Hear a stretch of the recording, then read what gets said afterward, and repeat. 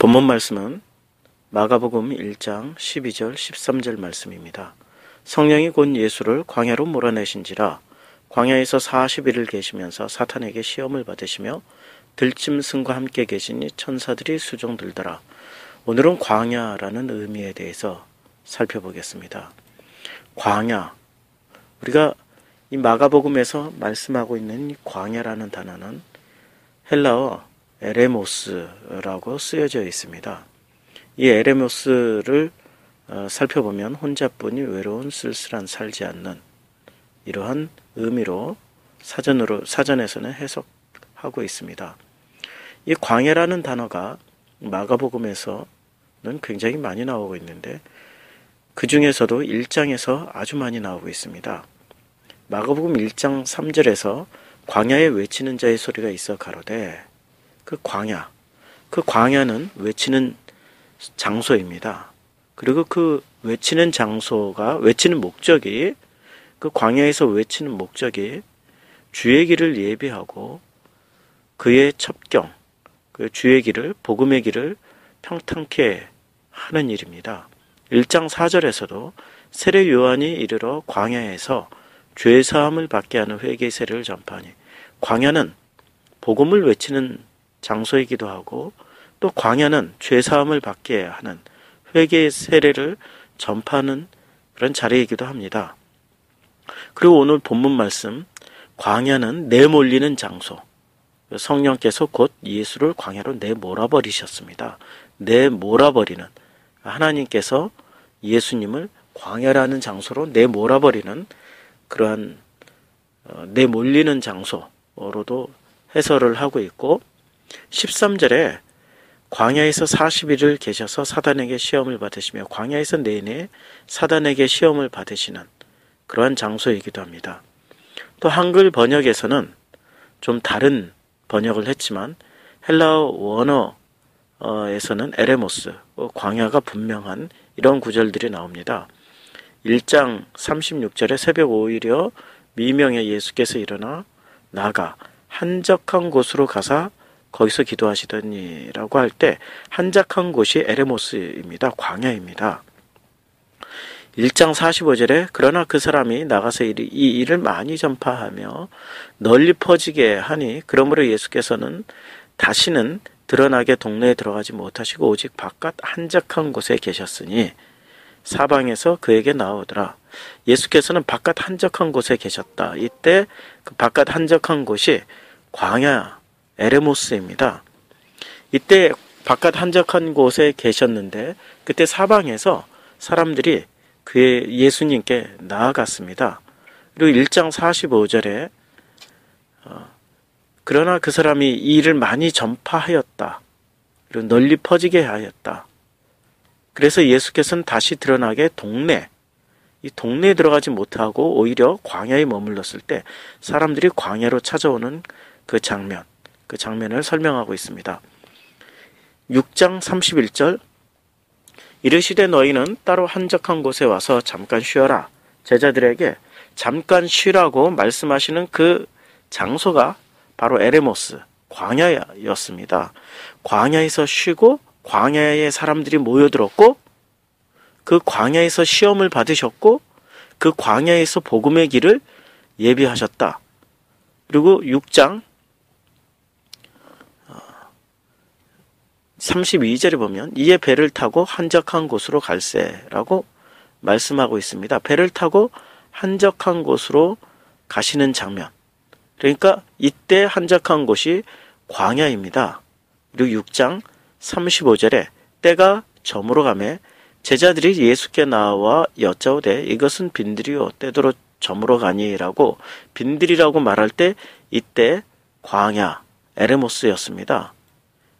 이때 에레모스, 즉 이 에레모스는 여러 가지 용법으로 쓰여집니다. 첫째는 복음을 준비하는 장소, 둘째는 복음이신 예수 그리스도께서 성령에게 내몰려 에크발로 내몰리어 쫓겨나가는 장소, 셋째는 복음이신 그 예수님이 시험 당하시는 장소, 사단에게 40일 내내 시험 당하시는 장소.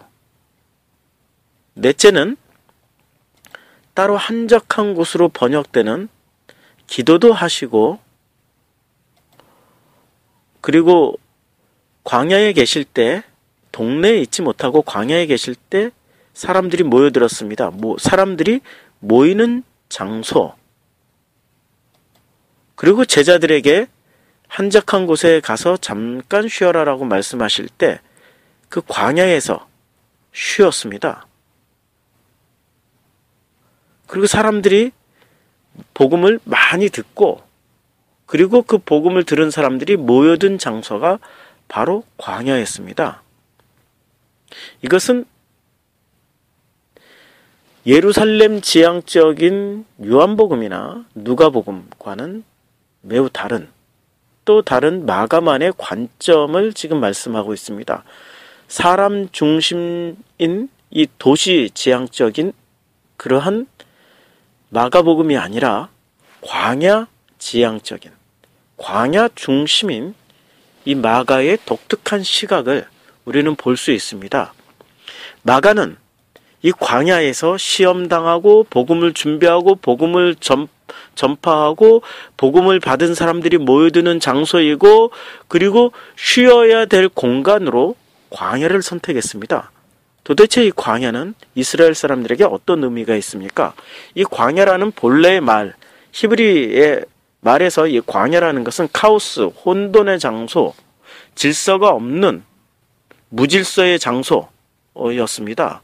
그런데 이 광야에 예수님이 머무시고, 이 광야에서 복음을 준비하시고, 이 광야에 예수님이 성령께 내어 몰리셔서 그 광야에 계시자 이 광야가 변화되고 있습니다.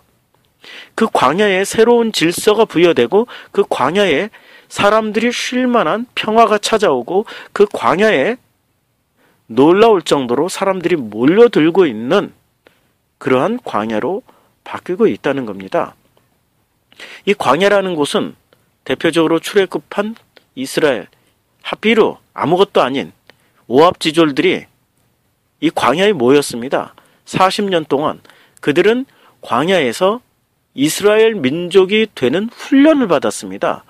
그들이 광야에 있을 때 비로소 하나님이 누구인지 알았습니다. 그들이 광야에 있을 때 마라가 쓴물이죠. 이 쓴물인 마라가 마리아, 단물이 되는 경험을 했습니다.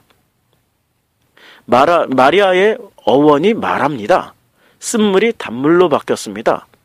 이 광야에 있던 그 수많은 많은 사람들 중에 이 마라들이 마리아로 바뀌는 경험을 하는 곳, 그곳이 바로 광야였습니다. 질서 없이 모였던 하비루, 이 히브리인들이 나중에 질서를 갖게 되고, 그들이 하나님을 배워갔고, 하나님을 배운 그들이 비로소 요단강을 건너가 이스라엘이라는 그런 공동체, 신앙 공동체를 만들게 되었습니다. 준비하는 곳, 그리고 재충전하는 곳, 질서가 세워지는 곳, 그것이 바로 에레모스가 되어버린 겁니다. 마가는 굉장히 뛰어난 성경 저술가입니다. 하늘과 하늘들이라는 그 샤마임을, 복수로만 되어 있는 이 샤마임을 우라노스라는 헬라어를 갖다 쓰면서 하늘과 하늘들이라는 가짜의 하늘들은 찢어버리고 진짜의 하늘에서 하나님이 내려오신다. 즉 에레모스라는 이런 광야라는 단어를 헬라어로 쓰면서 이 광야를 굉장히 다양한 형태, 새로운 질서가 만들어지고, 그 질서가 곧 사람들을 쉬게 만들고, 그 질서가 사람들에게 어떠한 새로운 목표를 갖고 그 목표를 향해서 이제 무언가를 만들어 나가는 그런 장소로 광야를 그려내고 있습니다. 그런데 그 무언가가 무엇입니까? 복음을 준비하는 광야. 그리고 복음이신 예수님이 살으셨던 광야. 복음이신 예수님께로 모여들었던 광야. 그 모인 사람들이 비로소 그 광야에서 재충전을 받고 한적한 곳인 그 광야에서 쉬고 그리고 또 다시 도시로 들어가는 그 광야. 우리는 보통 도시가 질서가 있고 도시에 어떤 가치가 부여가 되고 도시라는 그 공간에서 우리의 의미, 존재 가치를 찾아냅니다. 그러나 마가는 거꾸로 말합니다. 도시에서 빠져나온 사람들이 광야에서 의미를 찾고 광야에서 재충전받고 그 광야에서 재충전 받은 사람들이 다시 도시로 들어가는 것입니다. 이것이 마가가 말하는 광야의 의미입니다. 그 광야에는 무엇이 있습니까? 복음이신 예수 그리스도가 있습니다. 우리가 살아가는 곳이 어디입니까? 우리가 살아가는 것이 도시라면 광야에서 예수님의 그 말씀, 그리고 그 말씀이신 복음, 복음이신 하나님의 아들 예수 그리스도를 만남으로 말미암아서 하나님의 아들 예수 그리스도 복음의 시작이라. 정말 그 시작, 복음의 시작을 한번 해보시지 않으시겠습니까? 그것이 마가가 전하는 광야의 의미입니다. 힘들고 어려우면 광야로 가십시오. 이 세상이라는 광야, 그 광야에서 복음을 만나십시오. 기도하겠습니다.